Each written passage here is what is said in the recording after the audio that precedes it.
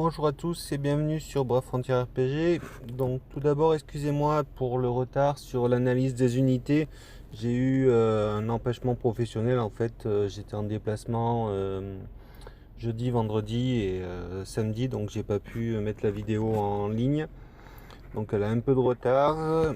Donc voilà. Pour le write-up, je trouve qu'il est un peu, enfin c'est un write-up un peu spécial. Normalement, on a en fait la fin du write-up avant la première partie qui aurait dû donc contenir Kuluk, donc qui est l'Omni-Evo de feu avec une unité d'eau, une unité de terre. Je vais vous dire en fait de ne pas invoquer tout simplement parce que il n'y a pas encore d'Omni-Évolution, donc d'attendre que les write-up passent. De toute façon, on l'a vu ces derniers temps qu'au plus le temps passe sur Bref Frontier, au plus ces unités sont puissantes. Donc dans l'absolu, je pense qu'on peut se permettre d'attendre un peu pour avoir des unités qui seront en omni-évolution et bien meilleures. Donc voilà, ça c'est les trois nouvelles unités. Donc foudre, lumière et ténèbres. Voilà. Alors, les infos données par Gumi sont un peu foireuses, donc enfin sur le forum. Ils ont déjà montré ça par rapport à l'anneau d'Odin. Et là, en faisant en fait, en faisant ouais, mes notes pour, je crois que c'est Voldoga, j'ai vu qu'apparemment ils avaient oublié deux trois petits trucs. Donc c'est un peu dommage. Alors, invocation des âmes, on va aller là. Alors, on commence tout de suite à Voldoga automate d'acier. Donc les statistiques en seigneur full imp, 8020 en vie, 3228 en attaque, 3004 en def, 2683 en rec, 5 hits pour un drop check de 8, ce qui fait 40 CC max et un coup de 43. C'est son leader skill. Donc plus 40% en attaque et en point de vie, plus 75% de dégâts étincelles, et les dégâts étincelles augmentent légèrement la jauge bébé, donc de 2 à 3 CC.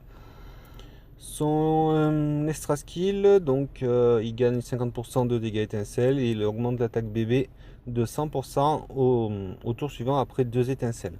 Donc en gros au tour 1 vous allez faire 2 étincelles et au tour 2 donc il aura plus 100% d'attaque Brave Burst, ce qui est pas mal. Son Brave Burst, donc il a une puissance de 350% pour un coup en CC de 24 CC et il en génère 17 maximum.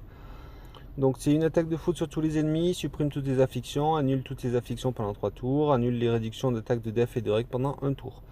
Le SBB, donc il frappe à 560% en AOE, 640% en mono-cible. Il a un coup de 32 en CC, il en génère 25, donc une puissante attaque de foudre sur tous les ennemis et une attaque de foudre donc sur un seul ennemi. Ça augmente considérablement, alors c'est ses dégâts étincelles de 100% pendant 3 tours et ça remplit sa jauge PB au maximum. Et son UBB, alors il a une puissance de 1300%. Je crois que je me suis foiré sur mes notes pour le UBB. Bon, c'est pas grave, de toute façon, UBB vu comme c'est utilisé. Donc oui, voilà, il a une puissance de 1300%. Donc c'est 23 énormes attaques de foudre sur tous les ennemis, augmente l'attaque Brave Burst de 500% pendant 3 tours, les sparks de 150% et ça active un obstacle de foudre de 20 000 HP. Donc l'unité en soi est plutôt bonne, hein, on va pas se cacher, c'est la fin des 7 étoiles, donc elle est bonne, de bonnes stats, bien équilibrée. Pour les types, ouais, c'est tous les types se valent, hein. Anima, briseur, seigneur, gardien, ça se vaut, toujours oracle en dessous. Ouais. Après l'unité en elle-même, le leader skill n'est pas une leader skill que je trouve top avec 40% d'attaque et en PV, avec les omnis qui arrivent bientôt, c'est complètement dépassé. Les dégâts étincelles avec bon c'est du vu revu, l'extra skill il est pas foufou. Son Brave Burst est intéressant, hein, affliction et attaque d'Efrec. Et son SBB est tout aussi intéressant, ça permet en fait que quand il joue pas le rôle donc d'anti-affliction et de défense et de anti-réduction d'attaque et tout, il peut frapper. Son UBB plutôt bien, donc c'est une bonne unité en soi, hein, qui est plutôt que j'aime bien, plutôt polyvalente, qui frappe fort, qui peut permettre d'avoir une unité qui n'enlève pas les altérations comme comment elle s'appelle déjà, ah merde j'ai perdu son nom. comme Virgo, voilà. Et si on n'a pas d'unité qui annule les réductions d'attaque, de def et de rec comme Dolk, voilà. Il peut être là pour faire le taf. Après, honnêtement, si vous pouvez essayer d'invoquer, si vous avez quelques gemmes, peut-être, parce que j'ai vu qu'il y avait des bonus d'invocation, mais sinon, laissez tomber. Bientôt, on aura des batchs full omni évolution, et là, enfin, il vaudra carrément plus le coup, donc je vous conseille d'attendre. Layla, qui est un joli skin, je trouve. Donc ses stats, à nouveau, seigneur full imp, donc 7584 en point de vie, 2942 en attaque, 2947 en défense, 3349 en rec, 11 hits pour un drop check de 4, ce qui fait 44 CC maximum, un coup de 43, donc les types anima, gardien, seigneur, briseur, oracle, et mon avis est mitigé sur la petite dame. Donc son leader skill, 40% rec et PV max, les dégâts subis augmentent considérablement la jauge bébé de 3 à 6 CC, et ils peuvent restaurer donc les PV, donc 25% de chance de regagner 20% des points de vie. Son extra skill, donc il annule toutes ses afflictions, il réduit la quantité de CC requise, donc de 20%, et 50% de chance d'augmenter considérablement la jauge bébé en subissant des dégâts, donc de 3 à 5 CC. Son bébé, donc il coûte 22 CC, il n'en génère aucun, donc il restaure considérablement les points de vie, donc environ 11 000.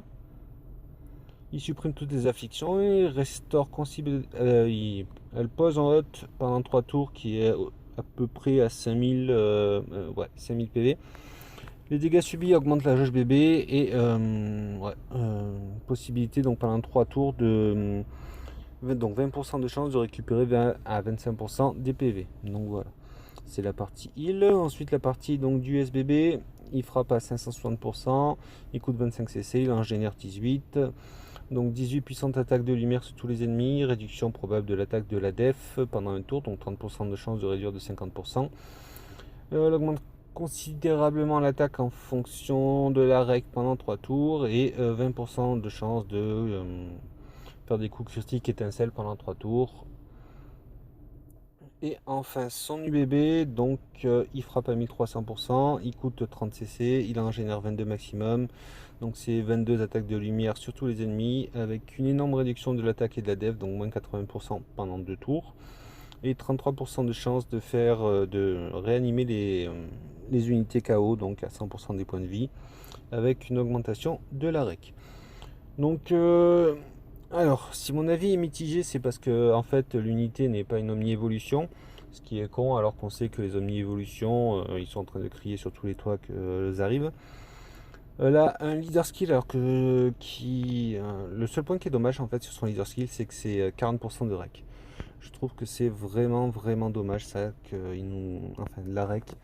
Je préfère largement Charlac, c'est la def, mais bon.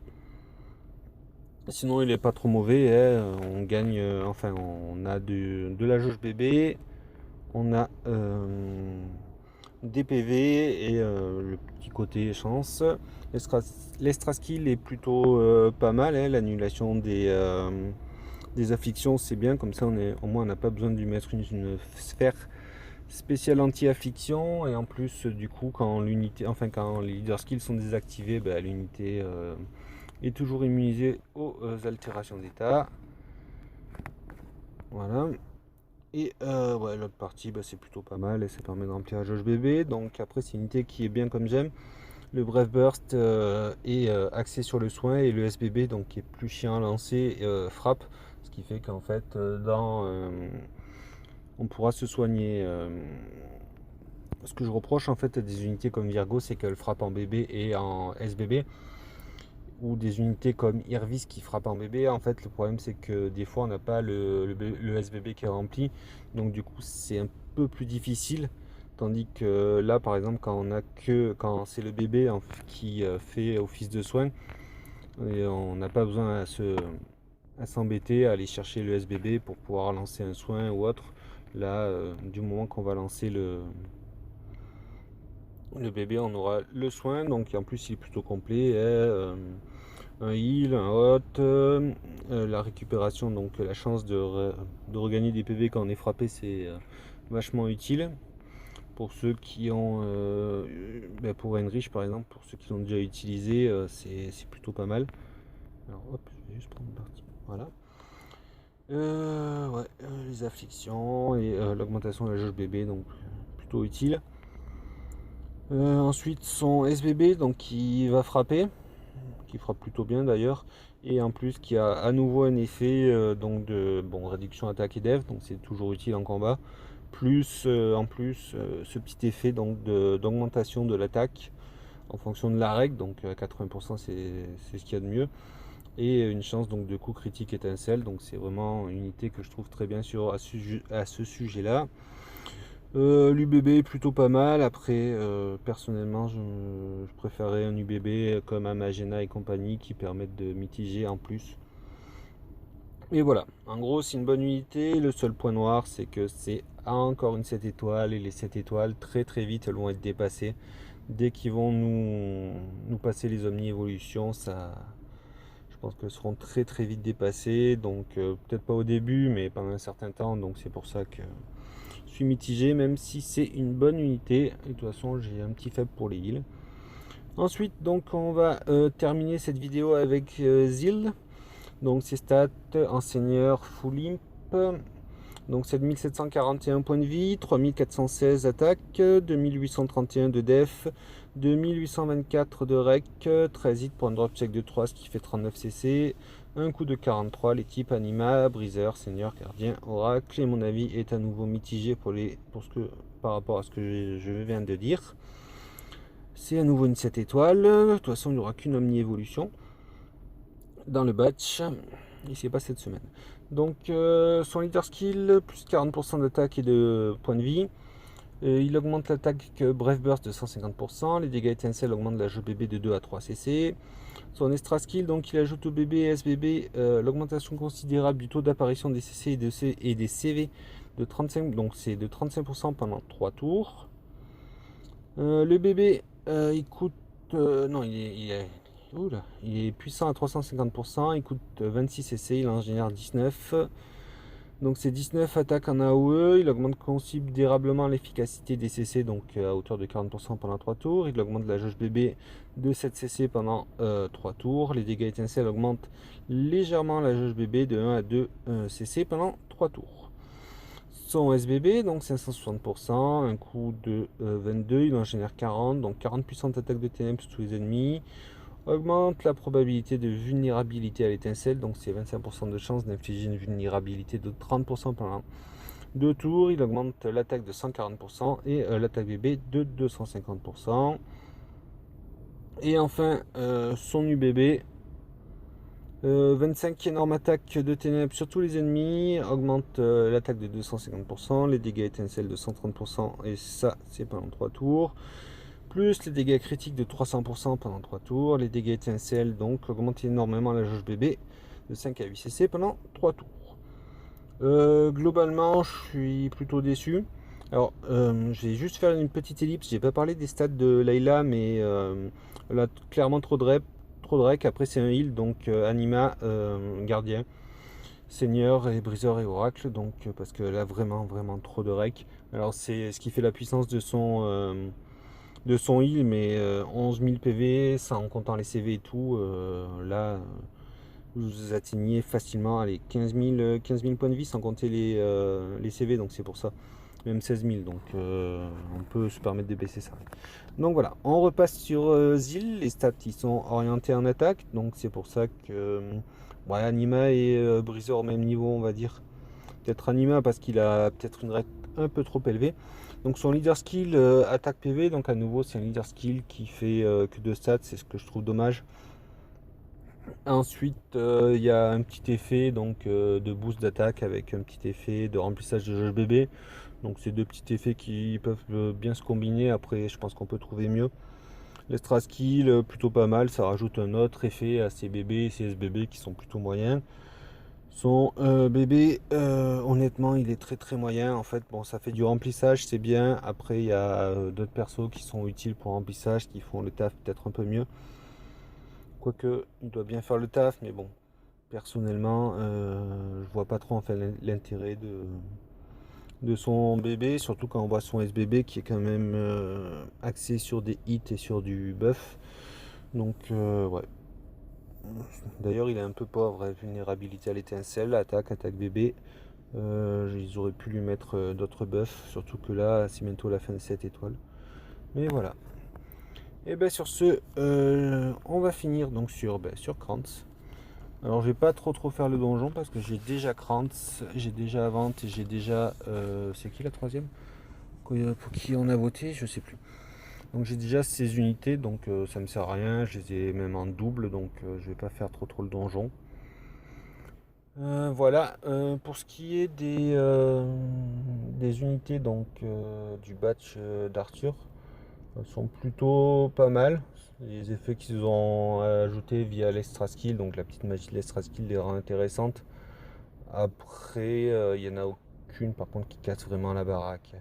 Ils ont même c'est pour Merlin qui le rende enfin qu'il fasse mitigeur, je trouve ça dommage parce que mitigeur c'est ce qu'on va lancer BBSBB tous les tours. Alors que Merlin son principal intérêt c'est justement d'avoir assez de frapper au couteau Noken pour générer avec l'Exidad en 150 cc. Donc là le fait qu'il lance ce bébé, ben, on perd tout cet effet. Et ben voilà, alors on va voir les petits résultats. Qu'est-ce que j'ai gagné? Et après je vais vous laisser et je vais aller dormir parce que ça a été long.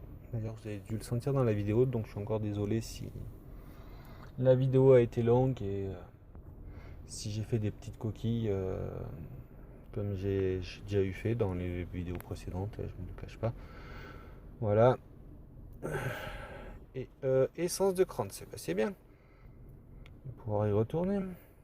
Est-ce que je gagne à nouveau une gemme? Ah non, c'est dommage. Bon, mais voilà. Et bien sur ce, je vous dis à très bientôt sur Bref Frontière. Ciao, ciao.